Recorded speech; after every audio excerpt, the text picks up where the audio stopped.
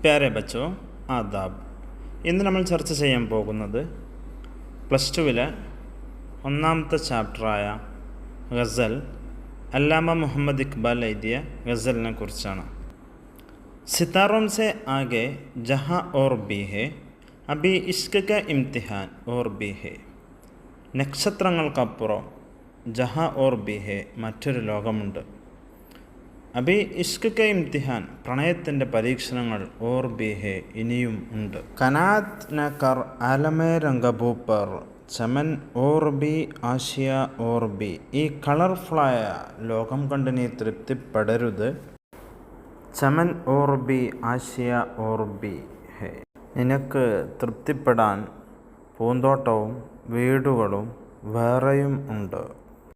അഗർ ഖോ ഗയ എക് നശീമൻ തോ ക്യാ ഗം, മക്കാമത്തെ ഹാ അഫ്ഗാൻ ഓർ ബി ഹെ. ഖോ ജാന എന്ന് പറഞ്ഞാൽ നഷ്ടപ്പെടുക. നമുക്ക് ഒരു വീട് നഷ്ടപ്പെട്ടാൽ എന്തിനാണ് നമ്മൾ ദുഃഖിക്കുന്നത്?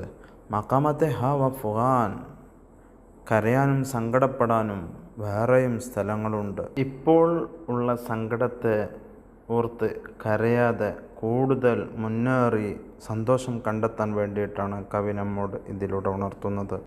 തു ഷാഹീൻ ഹെ പർവാസ് ഹെ കാം തര, നീ ഒരു രാജാളിക്കിളി പക്ഷിയാണ്. തര കാം പർവാസ് ഹെ, നിന്റെ ജോലി ഉയരത്തിൽ പറക്കലാണ്.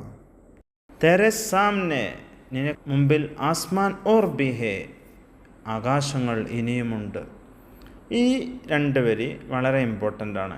ഇത്രയും ലൈനുകളാണ് ഇതിൽ വളരെയേറെ നാം ശ്രദ്ധിക്കേണ്ടത്.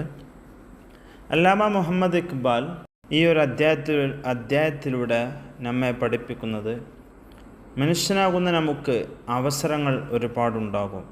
ഈ അവസരങ്ങളിൽ പതറാതെ മുന്നോട്ട് പോവുക.